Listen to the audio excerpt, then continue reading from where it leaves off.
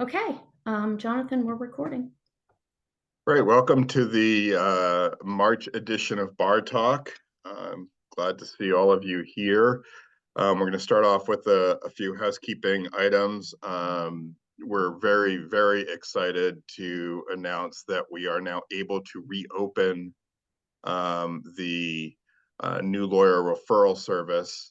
We had to shut that down for a little bit because we lost our director of the lawyer referral service, but we are happy to welcome Celine Boyle, who I think probably many of you know from her days in litigation.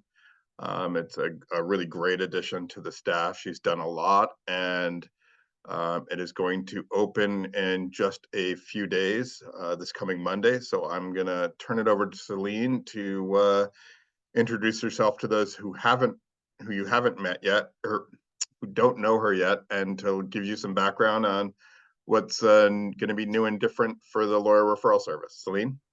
Thank you. Well, good morning, everyone. I'm Celine Boyle, and I am happy to have stepped into the position of the Director of the Lawyer Referral Service. For those of you who are not familiar with that, the Lawyer Referral Service has been around for a little over 50 years as a feature of the Maine State Bar Association. And I just wanted to put a little bit of information out there for you this morning to tell you about the service and why we're excited to reopen it after a hiatus since about the late fall. So the first thing I want to say is that the lawyer referral service is not a pro bono service. This is a service that is offered to the public where we try to connect the right person with the right lawyer. And as part of your membership benefit, you can sign up to become part of the lawyer referral service. And one of my personal goals is to try to do a lot of the heavy lifting for you in terms of screening calls and making sure that you're getting referrals that are important and correctly referred to your practice. So what we do basically is people call in with a specific legal problem. I look at the panels of lawyers that we have. We get the cases out to them, taking into consideration practice area and geography.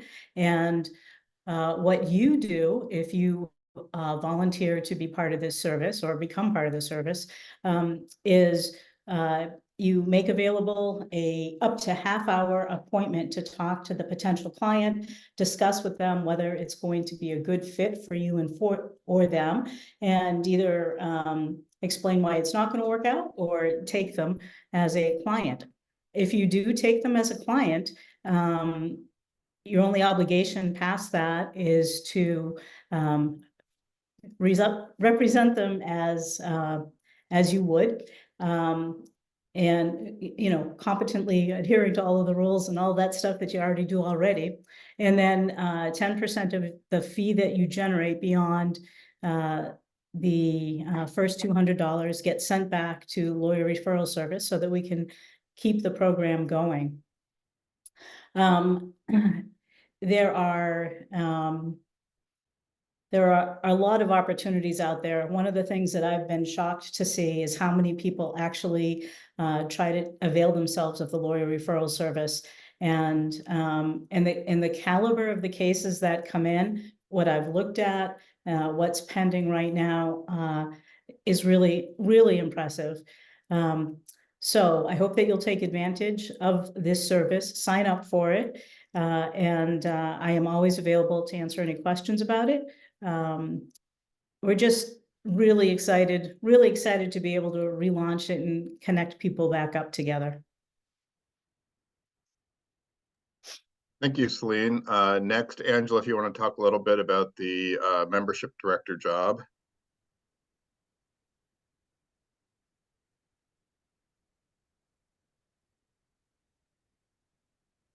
Sorry about that. Couldn't find the unmute button. I got several things going on my screen right now. Yes, so for those of you who may not have heard yet, Heather Seavey, our deputy executive director for 10 years, left as of last Friday. So we're very sad to see her go, but she has a great opportunity, and she gets to work much, much closer to home. She's been traveling from Bangor for 10 years. So that has left a vacancy in the office, and we are seeking a membership director. And that once we post this information to the website, that this slide and the recording of this program, you'll be able to click on that link if you want to share it with someone that you think might be interested, or if you want to apply yourself. And we're really excited to be opening up this membership director position, because we're really looking at ways that we can enhance benefits to members and do more for our members in the coming years. And we think this is going to go a long way towards that. We also have some other things the Board of Governors are going to be talking about in terms of staffing the Bar Association in ways that will make it more efficient and also benefit the members. So please continue to watch this space, and hopefully we'll talk more about that at the March Bar Talk. Please save the dates for the Bar Conference, June 26th through 28th in Bar Harbor. It is going to be focused on attorney well-being, as we're going to get into soon. The theme for my year as president is a focus on attorney well-being. And so we're going to have panels there to talk about the 5 different categories that the Institute for Wellbeing and Law addresses during their Wellbeing Week in Law, which is in May. And we usually share things about the Wellbeing Week during May, and we'll also talk about that at the April Bar Talk. Just because it's focused on well-being does not mean that there will not be other topics, and we are still open for requests for proposals. Those are due to Molly Rogers, who I see is here with us today, by Monday of next week. Is that right, Molly? Monday? So on Monday, she will send the committee the request for proposals, and we will look at those. And I think it's going to be a really good session. We were talking with Angela, and I were speaking with Jackson Lab last week about some things we could do with Jackson Lab while we're up there. And so we're gonna see what we can do to make it a really good summer meeting, as we usually do, and hopefully make it family friendly and address well-being. The judicial branch, there are links here. When we post these, you can see the 2023 annual report. The state of the judiciary is also linked there, and there will be some upcoming e-filer virtual training sessions in the coming days, or in the coming weeks. I was at the state of the judiciary, and Justice Stanfield talked about the progress that we've made over the last couple of years, but has also talked about some of the needs for the coming year. You may notice that I'm wearing a tie today. That's because I'm in Augusta, and after Bar Talk, we'll be heading over to the legislature to testify on behalf of the Bar Association regarding 2 bills. One is funding a new courthouse in Ellsworth, or in that region, and also and some other upgrades for courthouses. And then the second one will be advocating for more money for MCILS, so that we can get more lawyers working on the criminal defendant dockets where they are unable to get counsel. So lots going on with the judiciary, lots going on with the Bar Association. But now the real reason you all came is to get to the Bar Talk portion. As I said, the focus this coming year is going to be on attorney well-being. The statistics are are frightening, quite frankly. Angela and I were in Louisville at the beginning of this month at a conference of the National Conference of Bar Presidents. New Jersey just did a survey of their lawyers, and the results of that were astounding. And one in particular was frightening, and that's that within 2 weeks of the survey, I think something like 10% of the respondents had suicidal ideation. And so they quickly acted, and they are working to get the help that their lawyers need. And we are doing that here in Maine as well. We're really going to focus on that this year. We have a well-being task force that's working on it. One of the issues, the Maine Bar Journal is going to be focused on attorney well-being. We are starting a new column in the Maine Bar Journal dealing with where people are given an opportunity to speak about their experience or their journey with mental health or substance abuse issues, because we really want to try to remove that stigma that's out there so people understand that they can get help, and that they can continue to be productive lawyers. And in fact, the first of those columns is going to be my column talking about my journey with depression that started in 1996. That it didn't end my legal career, and here I am, president of the Bar Association. So it's a really important issue to me personally. It's a really important issue to lawyers throughout Maine and to our clients. So without further ado, I'm going to turn it over to the new executive director of the Maine Assistance Program for Judges and Lawyers, Julia Teitel.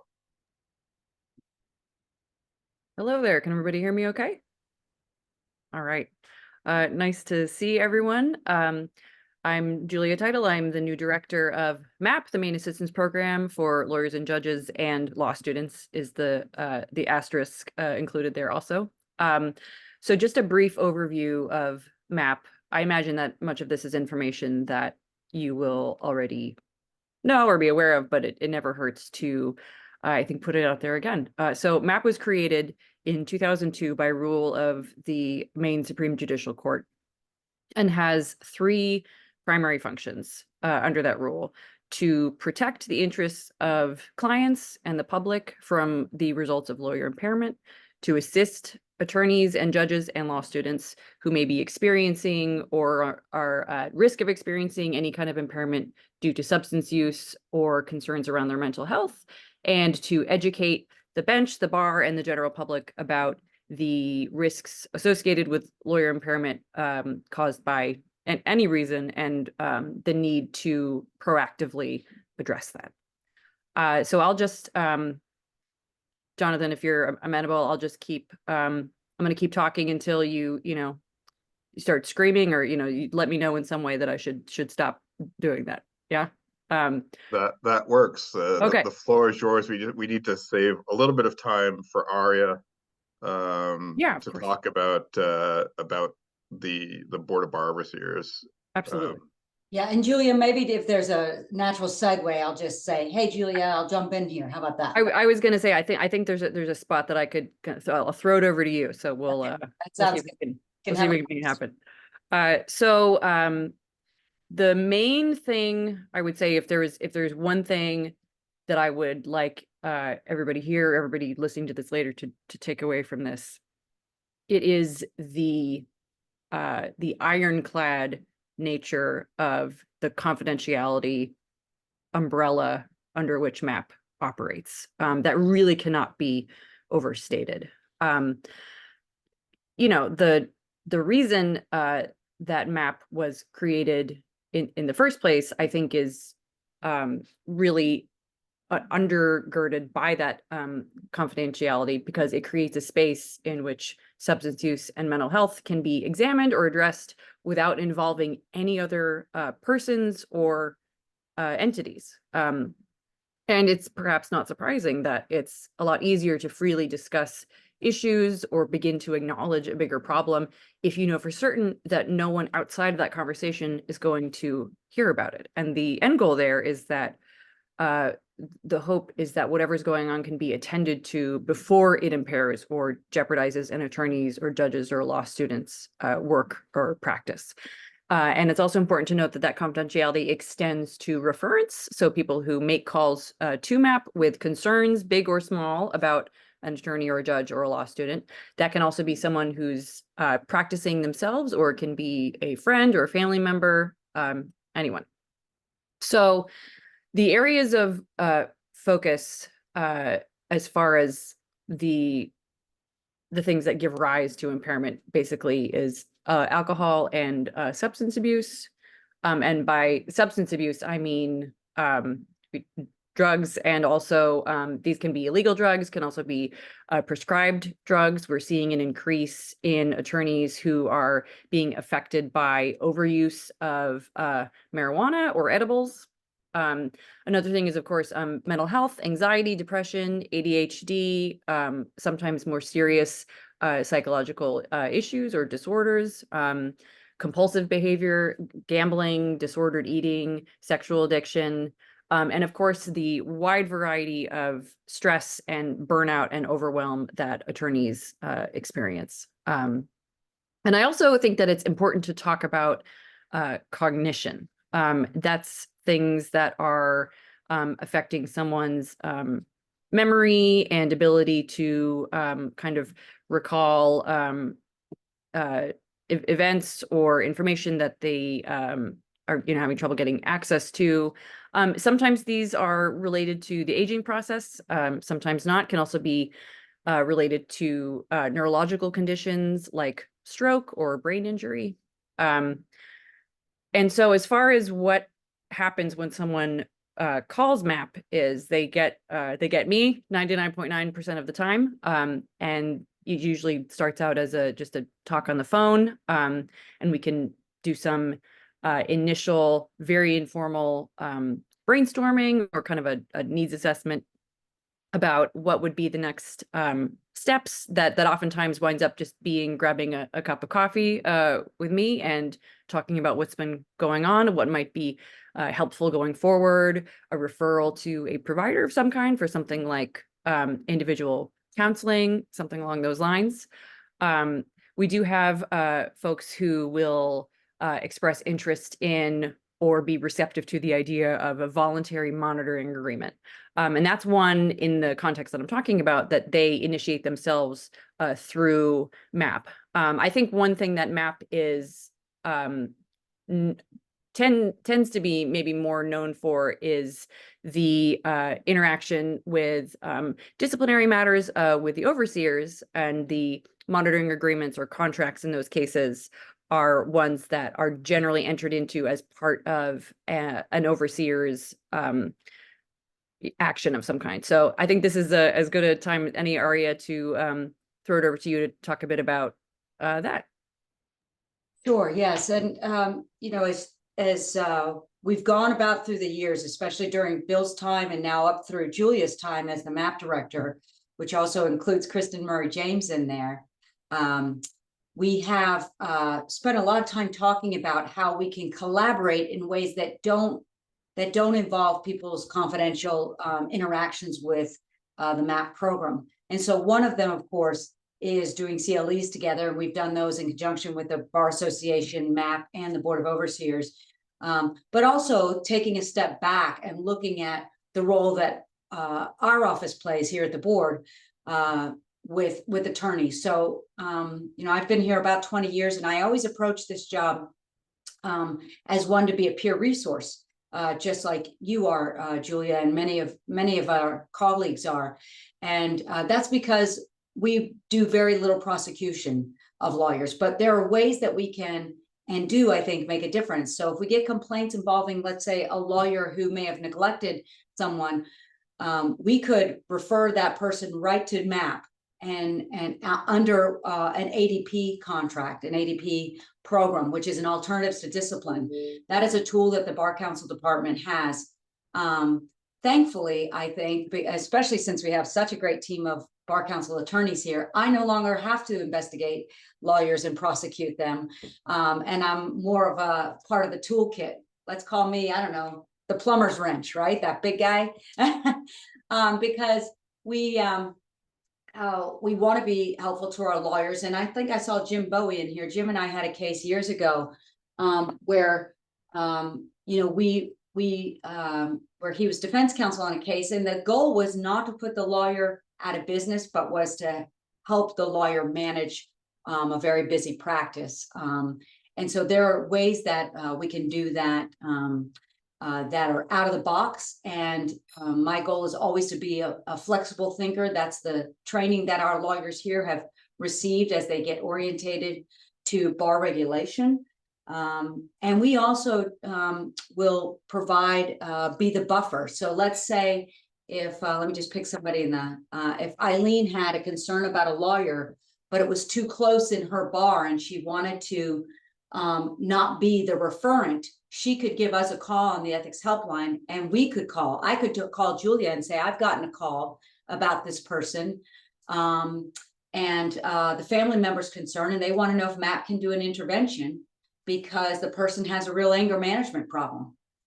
And that's something that we can and should be doing together, are finding ways to collaborate that make it clear that there's going to be still a separation. So we're always looking to do that. And thank you for the time today. Thanks so much, Aria. And I think it's, of course, worth mentioning that we do have the agreements that are created as part of an overseer's disciplinary matter, for example. But MAP is an independent 501c3 and does not report to the overseers or the law school or the courts or anybody.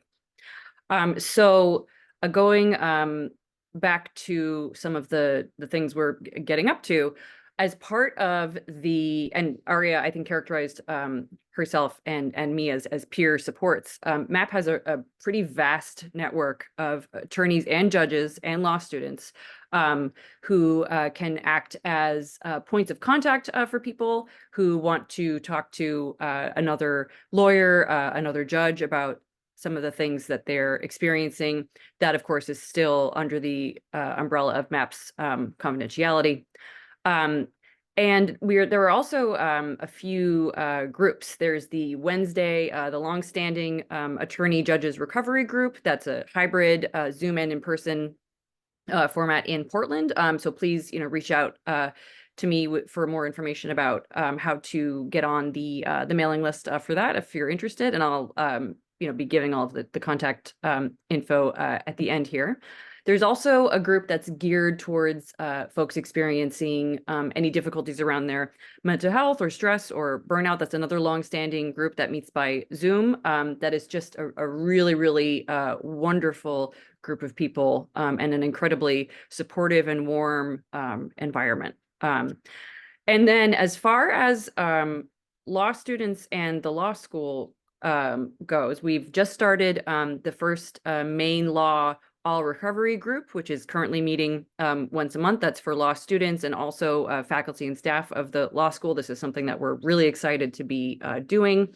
I also have twice monthly office hours on the law school campus, which is a great time for any students to meet with me to talk about, whatever it is that's going on that I can possibly be useful with, and also to begin to discuss any concerns around possible character and fitness issues that may arise down the line, which is definitely something that can fall under MAP's umbrella, and I'm always glad to talk about next steps for.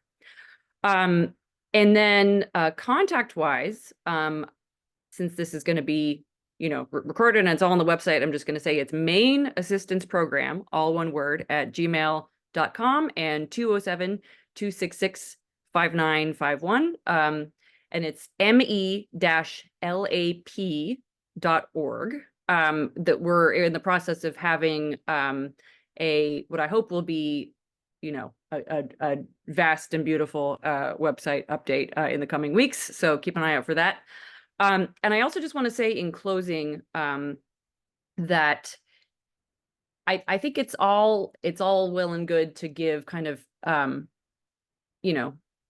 pat or canned responses, or they can feel that way to attorneys about wanting them to be and feel better and being concerned about their well-being. And I think it can feel to attorneys and judges sometimes that they don't know where to start with that. And also that if they begin to go down that road, it will be, you know, some kind of, you know, slippery slope into a situation that they don't want and aren't ready for. And what I would say is, I think that well-being and feeling competent and capable and stable is really a question of survival. It's an existential question, and needing to address the things that may be impairing or adversely impacting your work and your practice before it gets to a crisis point is so crucial, because that's what will